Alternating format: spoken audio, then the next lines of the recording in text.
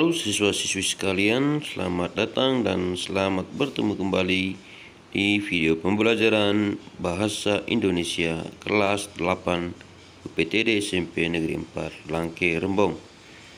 Kali ini kita akan membahas tentang teks drama.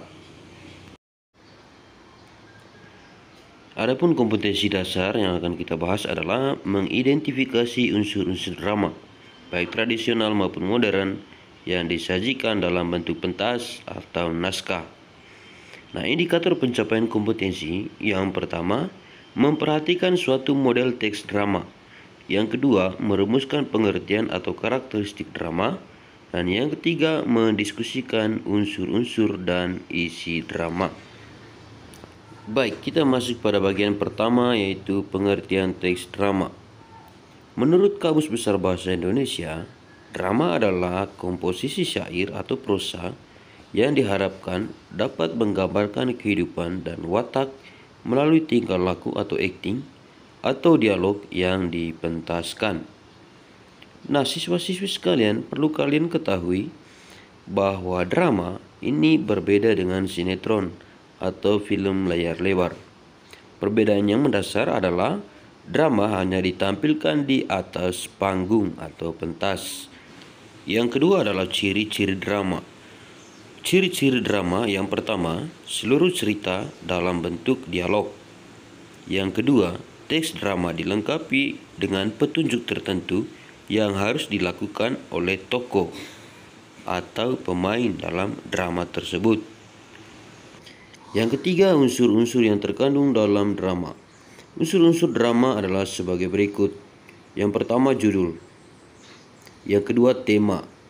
Tema adalah gagasan utama yang menjiwai keseluruhan isi cerita.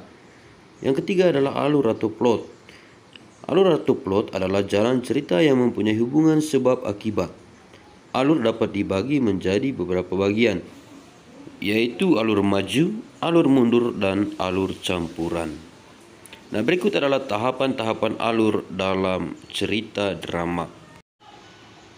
Yang pertama adalah perkenalan. Dalam tahap ini penulis memperkenalkan tokoh-tokoh dalam cerita. Yang kedua, konflik. Konflik adalah ketika mulai timbul pertentangan antar tokoh.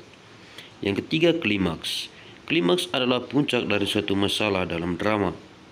Yang keempat, antiklimaks.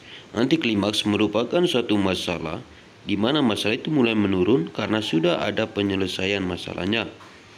Yang kelima adalah penyelesaian. Tahap ini merupakan akhir dari cerita yang dapat berakhir bahagia, sedih, atau dibuat menggantung. Artinya tidak jelas. Unsur yang keempat adalah latar. Latar merupakan gambaran tempat, hubungan waktu, dan lingkungan sosial tempat terjadinya atau berlangsungnya peristiwa-peristiwa yang diceritakan di dalam drama.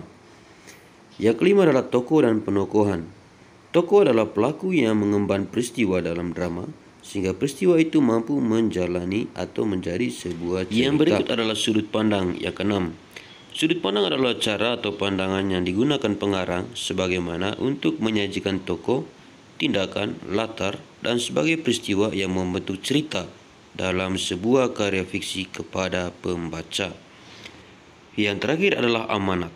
Amanat adalah pesan yang ingin disampaikan penulis kepada penonton, baik secara langsung, tereksplisit, maupun tersirat atau terimplisit. Pesan biasanya bersifat positif.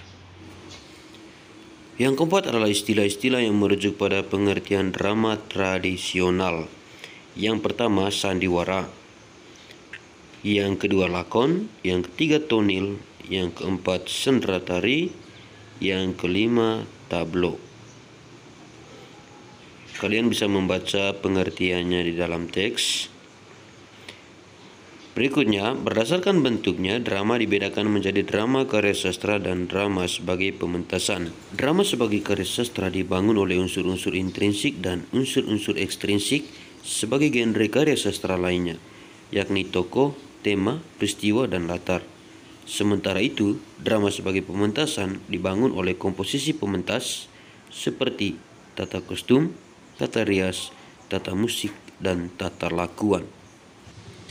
Nah, siswa-siswi sekalian, Sebagai contoh untuk memperkuat materi kita pada hari ini, kita akan membahas sebuah teks drama yang berjudul Sangkuriang. Nah, di sini pelakunya ada Sangkuriang, ada Dayang Sumbi, ada Prabu Perbangkara, dan ada Dewa. Nah, singkat cerita, akhirnya Dayang Sumbi menerima permintaan Sangkuriang. Pada saat hari mereka bercakap-cakap, Dayang Sumbi, "Baiklah, kalau semua ini harus kujalani, maka hamba mengajukan permintaan yang mesti Tuan penuhi." Sangkuriang, "Apa yang menjadi permintaan Tuan Putri akan hamba penuhi." Dayang Sumbi, "Jika Tuan berkehendak menikah dengan hamba, maka bedunglah sungai Citarum menjadi sebuah danau dan buatlah perahu untuk tempat kita berlayar, bersukaria, menikmati pernikahan kita." Sangkuriang, "Alangkah indah permintaan Tuan Putri. Tentulah akan hamba penuhi." Dayang Sumbi, "Tapi danau dan perahu itu harus Tuan selesaikan dalam waktu semalam. Besok pagi sebelum fajar menyingsing telah hamba lihat danau dan perahu sudah siap sedia." Sangkuriang, "Baiklah, sekarang perkenankanlah hamba pergi." Sangkuriang pun pergi membendung danau. Sangkuriang, "Tidak tahukah bahwa aku masih keturunan sang dewa? Dan untuk membendung sungai ini menjadi danau, aku harus minta pertolongan Gurian 7 yang pernah kutemui pada waktu aku dalam pengembaraan. Wahai Gurian 7, tolonglah aku untuk membuat danau dan perahu dalam waktu semalam. Oh Dewa Maha Agung, tolonglah hamba." Dayang Sumbi melihat Sangkuriang membuat danau. Lalu Dayang Sumbi berkata, "Nampaknya danau itu sebentar lagi akan selesai. Tapi mana mungkin semua ini terjadi? Aku harus cari akal dan minta kepada dewa agar semua ini tidak terjadi." Dewa, "Wahai Dayang Sumbi, untuk menggagalkan semua ini, maka kibarkanlah selendang dan pukullah lesung sebagai pertanda bahwa hari sudah pagi. Atas kehendakku pula, ayam jantan akan berkokok untuk meyakinkan." Sangkuriang, "Wah, mengapa hari masih begini petang ayam jantan sudah berkokok? Ataukah hari sudah pagi? Tidak mungkin. Hari masih petang begini. Mungkin semua ini akal Tuan Putri untuk menggagalkannya. Padahal perahu yang kubuat belum selesai." Nah, siswa-siswi sekalian, demikianlah materi kita di pertemuan pertama materi drama pada kesempatan kali ini. Nah, untuk lebih memahami, nanti kamu akan kerjakan soal-soal LKPD yang ada di tampilan layar kamu. Silakan kamu kerjakan itu di rumah. Demikian dulu pelajaran kita pada kesempatan hari ini. Dan ingat, tetap ikuti protokol kesehatan, selalu kenakan masker, mencuci tangan di air yang mengalir, jaga jarak, makan makanan yang bergizi, dan olahraga serta istirahat yang teratur. Sampai bertemu lagi di pertemuan kedua minggu yang akan datang. Selamat dan sampai jumpa.